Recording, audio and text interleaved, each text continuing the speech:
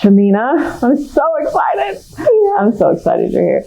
Shamina and I just barely met, a month ago? A month ago. So somebody introduced us, a mutual connection introduced us on email, and then we happened to be at the same event in Miami, sweating to death. But it was great. Seriously. It was great. Yeah. No, but like all events moving forward, I'm asking what is the temperature there? Yeah. It's very vital information for a woman, okay? Vital. Yeah. But you know what? We actually talked for about an hour and a half, maybe longer. And then I was like, wait, we were connected on email. Like we had already found each other before we found the connection, right? So it was really cool. And I was like, oh, that's you. Yeah. So yeah, full transparency there. So Shamina, you're doing amazing things. How many people in this room knew Shamina before today? Raise your hand. All right. So I'm going to let you introduce yourself to everyone because I know you're amazing and a powerhouse, and it looks like only 3 people knew you before today. So 4, Roger. So no. Just kidding. Yes. Hello, my name is Shamina Taylor, and I am a wealth expert. I'm also a former attorney. I help women, and now including some men, become unapologetically rich and have great sex. So specifically, the two go hand in hand. I feel like everybody has the power to make as much money, have as much money, enjoy their lives without having to justify why they want more. And you get to live in the more, and I'm here to show you and expand you into the more. Because at the end of the day, money does not really change who we are. It just amplifies what we're doing. But if you get into the next level of what I believe is called wealth consciousness, we can see that money was just created as a bartering system, but many of us associate money with some unresolved relationship that we have in our lives. Like I can look in any of your businesses right now, and I can see how much money you're making per month, and I can tell you there's 3 core wounds that we have: abandonment, betrayal, and unworthiness. And I could probably see which one of those wounds that you are repeating in your business, which is super crazy, right? Because if I ask you right now what you believe about money, everybody in this room would say, I would want more, yes? Yeah. Who says they have enough money in this room? Oh, nobody raised their hand. Shocking. Because no one's ever like, that's enough, right? Because it's never enough. Even if you talk to a billionaire, they'll tell you there's always more to have, correct? Right. And then some of you feel greedy having more? Yes or no? Do you feel a little weird about it? No? None of you do? Everybody believes they get to have more, right? Yeah. Why don't you have more right now? So that's the question that I answer for you. So where's the opening of where the more can come in? What's stopping the more from having? Why does someone believe that why does Elon Musk have more? Is it because he's doing more? Or is it because he's believing he can have more? Or is he delegating? Like there's things that we're doing. Like I can look in a woman's business and I can see whether or not she has a support team or not. And that's usually the biggest red flag of a business for the high achieving women that I work with, is that they don't have a big support team. They don't know how to have people give them support, right? So let's step it back. My story, like I used to be an attorney for like 20 years. And I had this aha awakening moment on a yoga mat. I was a bodybuilder for a really long time, and I was in fitness shows because I fixed the outside because I didn't know I could fix the inside. So I was always working on excelling. I was a high performer, high achiever. Anybody who goes to the gym and then takes the next level of competitions knows exactly what I'm talking about. And then it becomes an addiction and a drug because it's like you just want to get better and better. But the thing that makes you go to that level is that you feel unworthy or you don't feel good enough. So you never feel to a place where like, I actually feel good enough. So that drives you, right? Most high achievers, the reason why we get to the next level is because we don't feel like we are good enough or that we're enough or that we're worthy, or we're always trying to find errors of what we're doing. So for me, I had this moment, and it was the before and after. I don't know if any of you had these moments where you can't unsee what you saw. And I had everything according to what life was you're supposed to have. I had the marriage, my husband had the business, I had my law firm, we had a boy and a girl, we had all the financial things that you could possibly want. I went to Europe in the summertime, I went to the Caribbean, the Turks in the winter. On the outside, I could walk into any store. I mean, I walked into a store and they're like, sorry, you're too small for some of the stuff in here. And I was like, what? Like, that's like magical to make right. I'm like, I had all the things, right? And I'm on this yoga mat, and I'm very competitive. So at the time, and I was going to win yoga, and beat everybody in the yoga class because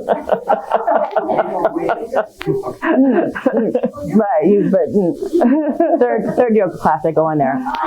And my girlfriend, she had done the competition with me, because one of the things about when you are a leader and you are committing to things, you motivate and you inspire other people to do the same, because you're holding your word to yourself. So your leadership of how you lead yourself will lead others. So I was always doing that at the time. And so people would jump on and be like, what is she doing? We want to do that too. So she followed me and did a competition. Well, she did a little bit better than me, that the news wanted to talk to her and do a story on her. And I was like, you can be on TV. I go, I need to be on TV. I go, that's what I wanted to do. So there was a B-roll was being filmed, but that was my shining moment. And I went in there and I went up to the guy and I said, hey, don't pen on me too much, because, you know, I don't know what the hell I'm doing in this class. But really what I was saying to him was, make sure you notice me out of all the 40 people that are in here. Because I had, you know, the cutest Lululemon on. I'm like, so anyway, all seriousness, I got on this mat. 15 minutes in, I had my phone beside me, because you're supposed to put your phone right beside you at yoga and watch the time. Did you not know that? Yeah, that's like, right. And 15 minutes in, she had us doing at least 100 dog downs. And I was so annoyed with her, because I said, are you showing off for the video? I felt like it was P90X, and then maybe somebody too young to know that. But I was like, I was so annoyed, and I was getting angry in yoga. I mean, this is supposed to calm, right? So competitive, angry, pissed off, watching the time.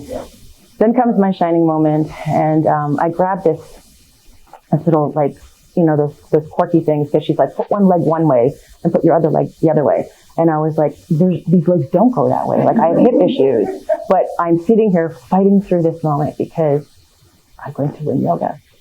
I'm going to win. But as I was going through this, and I was holding on to this thing for dear life, because I was like, why would these people beside me doing it so easy? And it was so hard for me. Why? So I had one leg going on, and I just started feeling this massive pain come over me. And this pain was so excruciating, but my whole life, all I was taught to push through. Suffering and me go hand in hand. So if I didn't suffer, I didn't earn it. If I didn't suffer, it didn't come, it came too easy, then I want it. So I was sitting there going through this, and the pain got so bad, all of a sudden I started crying. And I hadn't cried in probably 10, 12 years. I don't know the last time I cried, to be honest with you. But I started crying and crying. And in that moment, it turned into like emotional pain. And I had this thing like just wash over me. And I was just like, I felt this release. And she's talking, and she's like, are you happy with your life? I was like, no. I'm like, I had everything. Like, what was missing? Why was I so unhappy? She kept talking, and I was like, I don't even know who Shamina is anymore. And in that moment, I got like permission to just be and just release. And that was the moment that I decided to have the ugliest cry of my life. Release. I got up. I was in this position for 45 minutes. It's called the frog pose, if you've ever done yoga, which we hold all of our emotions in our hips. And it was like, I broke myself open in that moment on that mat. And that was a before and after for me. I couldn't unsee that moment. And that moment had to happen, because when I look back on that moment in January 2013, which is only 11 years ago, but yes, it was 11 years ago, my life has completely transformed since. And I tell you this story because sometimes your yoga moment will come to you and you'll ignore it. There'll be moments that come to you that is speaking to you, that we can't keep pushing through the suffering. We're not supposed to suffer anymore. We're not supposed to live life like this. And I came home at the time, I talked to my husband, and, I couldn't tell him what I was feeling at the time because I didn't know how to express my emotions. It was never raised with, how are you feeling? What are your emotions? Like, tell me, are you sad? Are you happy? It was like performance, do, achieve, validation, all the things, right? Like approval. But a couple of days later, we chatted. We went to see a therapist, and then and we were like the power couple. And the therapist said, well, maybe I think it's a good idea if he moves out. Because I was walking on eggshells. Because I'd become an ice queen. I had this armor that was protecting my heart and myself so well that I could barely let love out and in. And then I went on a discovery after that to figure out why I joined this marriage and why did I break it down? What was it? And most people go to another person because they can't be still with themselves, to be quite honest with you. So they need someone else to codependent to move on to the next part of life. But I knew in that moment was a defining moment. And I spent the next 3.5 years in what I call monk mode. which was really hard for someone who's a high performer like me, because every time I went to do something, they're like, no, you need to keep working. And they is the powers that be. And I learned that as I started clearing away certain parts of myself that were emotionally stuck, I started creating this beautiful life. And I just kept doing it. I realized that the more I mastered my emotions, the more power that I had, the more power I could bring to my life. I had a lot of unresolved trauma in my life. And not to get into a whole long story, but when I was 16, I had a very traumatic moment that I just buried. And, and one traumatic moment leads to more and more, and you just create scar tissue all over it. And I'll bring it back to the money. We all in this room, everybody agreed they would love more money, and no one said that they had enough. And what I realized was, as I started working on the emotional stuff, I saw a direct correlation between that and our relationships with everybody else in our lives. I thought for me, because my traumatic moment happened with the masculine, my father in my life, and he was abusive towards me, and I just thought everybody had that. Like, we all just kind of experienced abuse. It was just, why am I going to have a sad story over here? Like, just move on, pick up. And I learned how to protect myself and create my own false sense of masculine energy. And so I became a doer. So I'm an action taker and a doer. So you tell me to do something, I will get it done, and I will get it done faster than you. You know what I mean? Like you. Mm-hmm. And then you. I'm competitive. I will do it. I was a control freak, a perfectionist. I had issues with relationships. I had a hard time receiving support. I never wanted to owe anybody anything because I was going to do everything myself. Well, that's all trauma responses. And so it's all rooted in scarcity. So if you look at it, abundance is everything's plentiful and overflowing. Like, I don't look at the glass half full or half empty now. I look at it as overflowing. Like, there's more than enough for all of us. But when you come from scarcity, I had a victimized moment create a victim mindset in myself. And when you have a victim mindset, it shows up in your business and your life. It shows up because the scarcity is rooted in victimness. And so when women are like, I want to have more clients, I want to do more, and I'm working with women who make, $30,000 a month to like $400,000 a month, and like this, and it doesn't matter. Some of them are making 8 figures and they still have scarcity because the money could come in, but something will come up and it'll go right out the door. And then people will say, well, I had the money and then I lost it. I had the money and then I had a big loss. Well, abandonment. I had this because you don't feel safe with all this money. You consciously don't realize that you're doing it, but subconsciously you start creating your reality. If you all know about if you're in this room, your thoughts are very powerful in what you create. So subconsciously you're like, well, it's unsafe for me to have this amount of money. Let me put it out there. So interestingly enough, I stumbled upon this concept of wealth consciousness. As we heal ourselves, we awaken more consciousness inside of us. So we expand what's inside of us so that we can see our perspective in the world in a different way. So our lenses start changing, because right now we have these lenses with parents' beliefs, experiences, a society, all of these things. So we're looking through all of this through our lives right now. But we see this dream life on the other side of what we know is possible, because we see other people on the outside. Not everybody's inside, because we don't know what big sacrifice to get there, right? But we look at it and we're like, we want that. But then we're trying to see it. But how do I see it with all this in the way? So when women come to me and think it's more of a strategy, I'm like, well, no, they've got it backwards. They've got the be, do, have backwards. They're trying to do the have, do, be. And that's where I used to do before I was awakened. I thought all the success, because I had the Louis Vuittons, I had all the financial things. We had the house, we had the life, but I had it to validate me to look how successful I am. But now I have it, and it's like I had to become her in order for it to come in. And now I know money will always support me, because now I've healed my relationship with the masculine. I feel safe and secure. And this is where most people's rooted issues come from money, because they don't feel safe at all. So men have a thing a little different. There's more women in this room, but men, you guys have your own little thing that's different. But for women, our number one thing is to feel safe. And when you have a dysregulated nervous system, when you spend money, it makes you scared. Like, it's anxious. It's like fear comes in. It's almost, sometimes I see when people make an investment, it's like you're worried it's not going to come back. I see a lot of heads nodding, because this has nothing to do with money. It has nothing to do with money. Because if I brought the paper out and showed it to you, you have no relationship with this paper. It's what this paper can do for you. So why I say it's masculine, the way we look at it, and the way we receive it, if we want more, is in the feminine. So if you allow yourself to get out of that wounded masculine state, which requires some deeper work, and allow yourself to receive in the feminine, this is where millions of dollars came into my life. I can tell you, I came into this online space, leaving law, which was a big deal. But something came to me and said, you need to go through this transformation. You need to come here. You need to come with this message. What I share, I don't hear anybody else talking about when it comes to money and wealth, because I understand the people that need to hear this message. You know what I mean?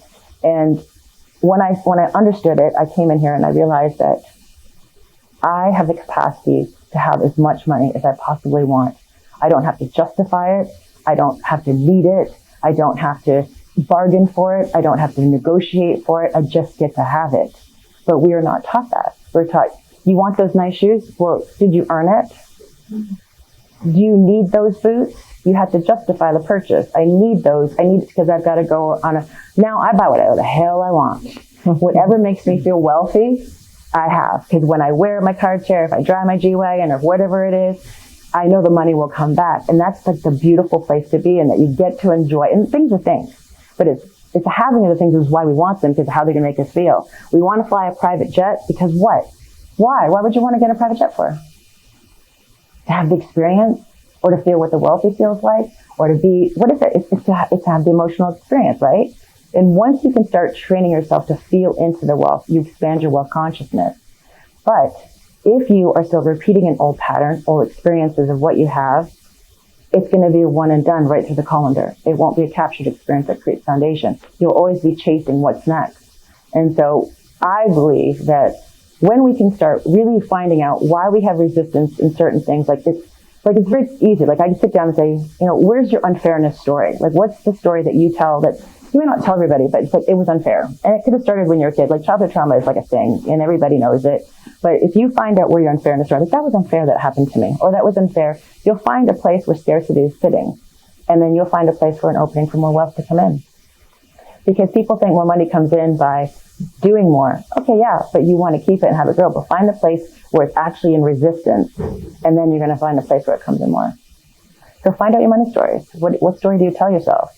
There's a person that came into this room today. I'm not going to call her out, but she said she was sitting in the middle seat of the plane ride here.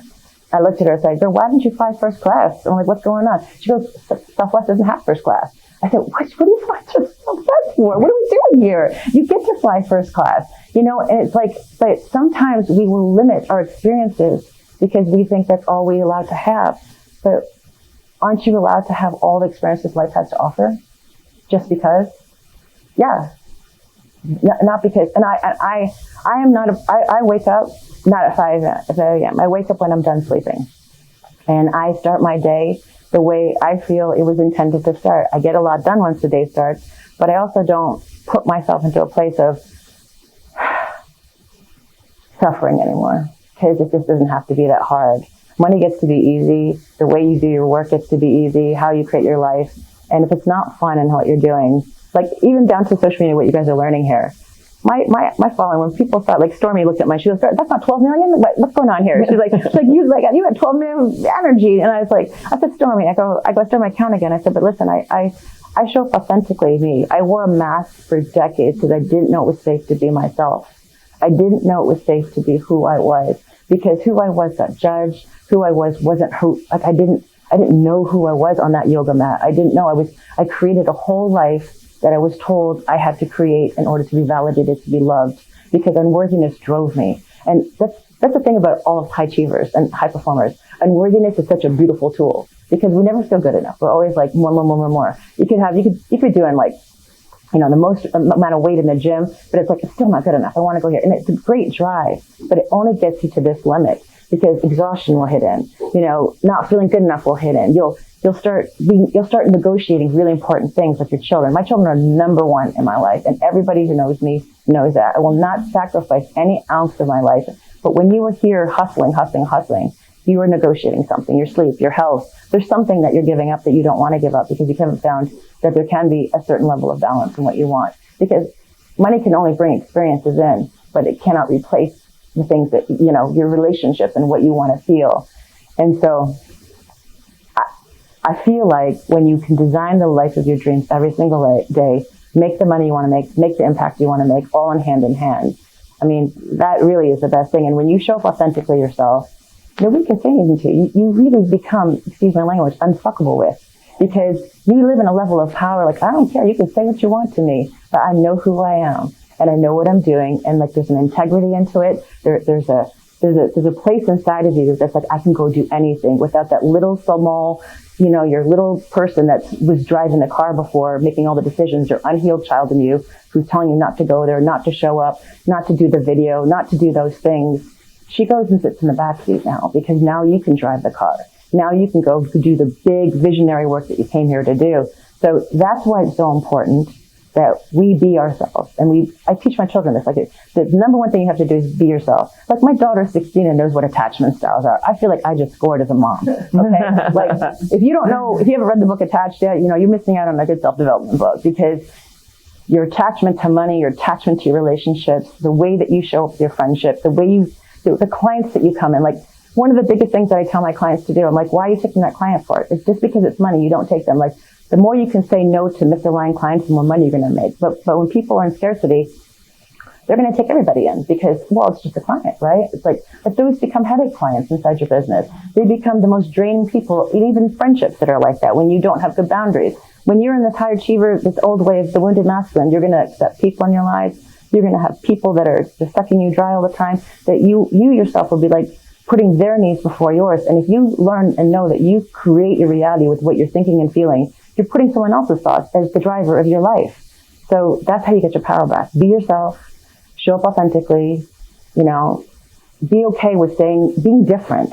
Because if everybody had the same message, then how would you stand out? How would they remember you, right?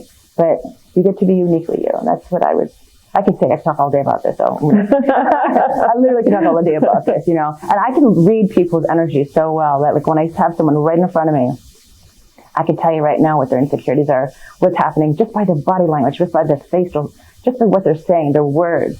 And it's like, you got to think about how you want to show up and how you want to create that life for yourself. Like, every day, be mindful of the things you're saying to yourself first. And then and then sometimes just go do the thing that you just didn't think you could do, and then exercise that muscle and get stronger at it. I have an organic following, and we do really well, like really well. I have a big team. I fly my team members in. I have support.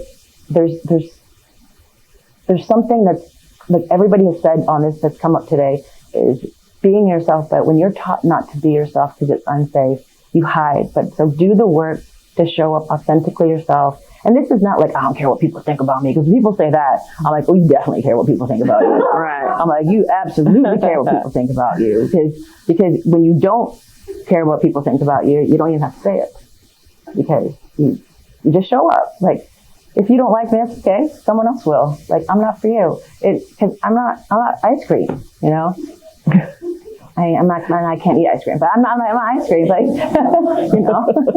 it's just, if you want to wear whatever you want to wear, like, I encourage that, because you came here with a very unique message. I was really afraid at first to start saying money's masculine and things. Like, whoa, like, that's so bizarre. But then I saw the pattern over thousands of women that I've mentored, and I'm like, I can come and tell you exactly who you are right now in front of you because most of you were nodding, like, how does she know that about me? Like, right?